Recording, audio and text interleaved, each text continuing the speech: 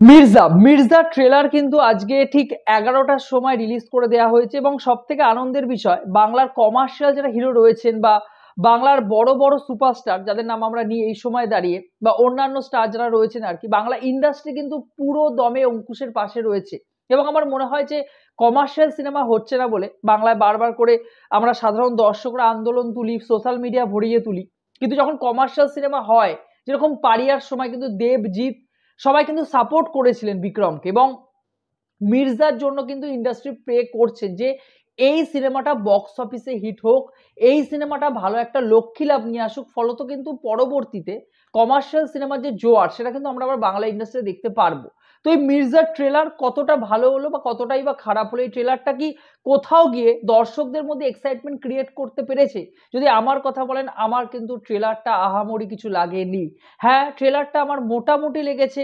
খুব খারাপ বা খুব ভালো এটা আমি বলছি না, ট্রেলারটার মধ্যে পজিটিভ পয়েন্ট বেশি রয়েছে, কিন্তু ট্রেলারটার মেন যে জায়গাটা, একটা সিনেমা দাঁড়ায় কিন্তু মেনলি তার গল্পের ওপর। একটা সিনেমা স্ট্রাকচার, একটা গোটা সিনেমা দর্শক 2 ঘন্টা 2.5 ঘন্টা হলে বসে দেখবেন কিন্তু শুধুমাত্র তার গল্পের জন্য, গল্পের সাথে হুক হয়ে থাকা, গল্পের ওই যে মোড় নেওয়া, টার্ন টুইস্ট, তারপরে গল্পটা শেষ দিকে ক্লাইম্যাক্সে এগোচ্ছে, এই গোটা বিষয়টা কিন্তু ট্রেলারের মধ্যে একটা ধাঁচ বা একটা আভাস কিন্তু দেওয়া থাকে। এই ট্রেলারটার মধ্যে কিন্তু সেরকম কিছুই নেই। মির্জার টিজার কিন্তু আমার এর থেকে বেশি ভালো লেগেছিল। এবারে যদি মির্জা ট্রেলার নিয়ে কথা বলি, ট্রেলারের ক্ষেত্রে পজিটিভ পয়েন্ট যেটা রয়েছে সেটা হলো এই সিনেমার ক্ষেত্রে প্রথমেও ছিল, মির্জার টিজারের ক্ষেত্রে ছিল ডায়লগ, ডায়লগ খুব ভালো ছিল। এই ট্রেলারের ক্ষেত্রেও কিন্তু ডায়লগ সত্যিই খুব ভালো, খুব ভালো ডায়লগ। এবং প্রত্যেকটা মুমেন্টে এর আগেও হয়েছিল টিজারের ক্ষেত্রে যে প্রত্যেকটা ক্যারেক্টারকে একটা করে স্পেস দেওয়া হয়েছিল, এই ট্রেলারে কিন্তু মির্জার ট্রেলারের ক্ষেত্রেও কিন্তু স্পেস দেওয়া হয়েছে। আপনি কৌশিক গাঙ্গুলির ক্যারেক্টারটার কথা বলুন, আপনি ঋষি কৌশিকের ক্যারেক্টারটার কথা বলুন, বা অন্যদিকে ঐন্দ্রিলার যে একটা, তার যে নিজস্ব একটা জায়গা রয়েছে গোটা সিনেমার মধ্যে, তাকে যে আমরা অ্যাকশন করতে দেখতে পারবো, তার ক্যারেক্টারটা গোটা সিনেমাটাকে যে অন্য একটা মাত্রায় বয়ে নিয়ে যাবে, ঠিক আছে, তার ক্যারেক্টারটা গুরুত্বপূর্ণ ক্যারেক্টার, শুধুমাত্র নায়কের সাথে সে রোমান্টিক কিছু দৃশ্য রয়েছে তা কিন্তু নয়। তার ক্যারেক্টারটা হয়তো কোনো একটা সময় আসবে সিনেমায় যে তার ক্যারেক্টারটার উপর নির্ভর করে কিন্তু গোটা গল্পটা অন্য একটা দিকে মোড় নেবে। তো তার ক্যারেক্টারটা ইম্পর্টেন্ট একটা ক্যারেক্টার, সেটা কিন্তু এখান থেকে স্পেস দেওয়া হয়েছে। এই জায়গাগুলো খুব ভালো লেগেছে। এই সিনেমার ক্ষেত্রে ব্যাকগ্রাউন্ড মিউজিক, মেবি ঈশান মিত্র এই সিনেমার ব্যাকগ্রাউন্ড মিউজিক দিয়েছেন। অনেক ধরো রয়েছে মিউজিক দিয়েছেন আর কি, তো ব্যাকগ্রাউন্ড মিউজিক কিন্তু খুব ভালো। আমরা টিজারও দেখেছিলাম, এই সিনেমার ক্ষেত্রে ট্রেলারেও কিন্তু ব্যাকগ্রাউন্ড মিউজিক দারুণ লেগেছে। এর সিনেমাটোগ্রাফির কাজ দারুণ। একটা কমার্শিয়াল সিনেমার ক্ষেত্রে, যেখানে আমরা জানি যে বাংলা সিনেমার ক্ষেত্রে সবসময় বাজেট একটা বড় ব্যাপার থাকে ভাই, যতই বলি না কেন আমরা বাজেট লিমিটে রেখে, যেখানে কিন্তু আমাদেরকে যে ফাইট মাস্টারকে টাকা দিতে হয়, অ্যাকশন সিকোয়েন্সগুলো যেখানে তৈরি করা হয় সেখানে টাকা ঢালতে হয়, তো অন্যান্য যে ক্যারেক্টার আছে তাদেরকে একটা বড় পরিমাণে অ্যামাউন্ট দিতে হয়, তো অ্যাকশন সিকোয়েন্সগুলোর ক্ষেত্রে কিন্তু একটা বড় পরিমাণে একটা অ্যামাউন্ট লাগে, কিন্তু বাংলা সিনেমার বাজেট কম, সেখানে দাঁড়িয়ে ট্রেলারটা, সিনেমাটোগ্রাফির কাজ, ক্যামেরার কাজ, কালার গ্রেডিয়েন্টস দুর্দান্ত লাগছে।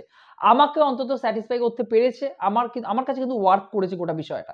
এবার এই সিনেমার ক্ষেত্রে লাস্ট পজিটিভ পয়েন্ট যেটা, সেটা হলো কৌশিক গাঙ্গুলির ক্যারেক্টার, অর্থাৎ নেগেটিভ ক্যারেক্টারটা আপনি দেখুন।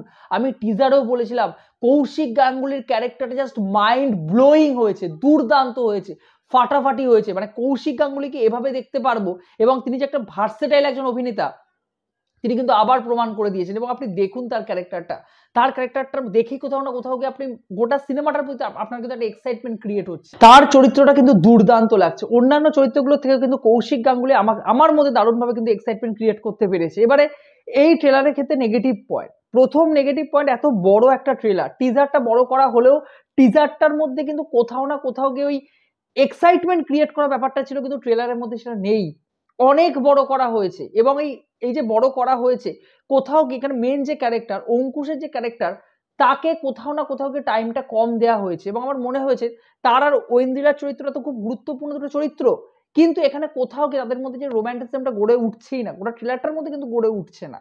কোথাও না কোথাও ওটা কিন্তু দেখানো দরকার ছিল যে তারা কেন একে অপরের জন্য লড়াই করছে, সেটা কিন্তু কোথাও গিয়ে তাকে কিন্তু স্পেস দেওয়া হয়নি, সেই জায়গাটা কিন্তু দেওয়া হয়নি। এবারে এই ট্রেলারের ক্ষেত্রে সেকেন্ড নেগেটিভ পয়েন্ট যেটা আমার মনে হয়েছে সেটা হলো গল্পটা। এই গল্পটা বড্ড চেনা, আমাদের কমার্শিয়াল সিনেমার ক্ষেত্রে আমি জানি যে নতুন করে দেওয়ার আমাদের কিছু নেই, কিন্তু চেনা গল্পকে যদি বারবার করে আপনারা একই অ্যাঙ্গেলে একই রকমভাবে প্রেজেন্ট করেন আমাদের কাছে, দর্শক হিসাবে তো আমাদের কোথাও না কোথাও গিয়ে একঘেয়েমি তো আসে। সেটাই কিন্তু মনে হয়েছে মির্জার ট্রেলারের ক্ষেত্রে, গল্পটা বড্ড চেনা আমাদের। এবং লাস্ট নেগেটিভ পয়েন্ট যেটা আমার এই ট্রেলারের ক্ষেত্রে মনে হয়েছে এবং বড় নেগেটিভ পয়েন্ট যেটা মনে হয়েছে সেটা হলো, ওটা সিনেমার মধ্যে অ্যাকশন সিকোয়েন্স তো রাখা হয়েছে, কিন্তু সেই অ্যাকশন সিকোয়েন্সগুলো আমাদের মধ্যে, দর্শকদের মধ্যে কিন্তু কোথাও গিয়ে এক্সাইটমেন্ট ক্রিয়েট করতে পারছে না, বা গোটা গল্পটা এমন কোনো পোর্শন নেই যেটা কিন্তু দর্শকদের মধ্যে ওই সিনেমা হলে দেখতে যাবেন তারা এরকম ব্যাপারটা কিন্তু ক্রিয়েট করতে পারছে না, অন্তত ওয়ার্ক করছে না। আমার কাছে কিন্তু সেই ব্যাপারটা ওয়ার্ক করছে না। দর্শক কেন হলে সিনেমাটা দেখতে যাবেন, সেই গল্পের মধ্যে কিন্তু সেই এক্স ফ্যাক্টর যেটা আমরা বলি সেটা কিন্তু নেই। মির্জা ট্রেলারের মধ্যে কিন্তু কোথাও কি আমার মিসিং মনে হয়েছে।